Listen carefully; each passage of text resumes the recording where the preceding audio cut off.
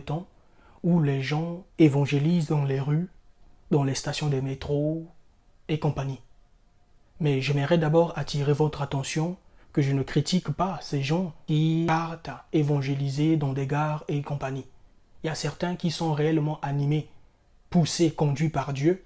Il y a d'autres personnes aussi qui le font, qui le pratiquent par pure ignorance. Je m'explique. Dans Marc, le chapitre 1, le verset 17, il est écrit « Jésus leur dit, suivez-moi et je vous ferai pécheurs d'hommes. » Mais si vous lisez tout le chapitre, vous allez voir que c'était le début du ministère de Jésus. Il allait de lieu en lieu pour prendre, chercher, choisir les disciples. Mais l'un des premiers disciples qu'il avait choisi, si je ne me trompe pas, c'est Simon et son frère. Ils étaient des pêcheurs. Je veux attirer votre attention qu'à l'époque, le métier, la profession des pêcheurs, c'était une profession familiale.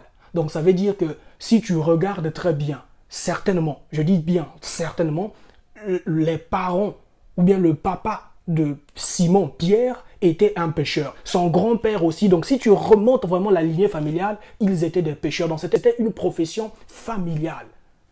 Mais vous voyez, Jésus apparaît devant Simon, lui dit « Suis-moi, je te ferai pêcheur d'hommes ». Et une personne comme Simon, un grand papa, jetait tout son filet, abandonnait son père et allait courir derrière une personne lambda qu'il vient tout juste de connaître. Je me pose donc des questions. Est-ce que la phrase « Suis-moi, je te ferai pécheur d'hommes » était une autre, et en fait il y avait d'autres paroles que Jésus avait prononcées, ou bien c'était juste ça comme parole? Mais je me dis, si c'était juste ça comme parole, mais cette parole ne peut pas faire en sorte qu'une personne qui a une femme, certainement peut-être Simon avait des enfants, laisser, abandonner le métier qui le nourrit, lui et sa famille, abandonner tout cela et courir derrière personne qu'il ne connaît même pas. En méditant la parole de Dieu, je me suis rendu compte que ce n'était pas seulement que des paroles.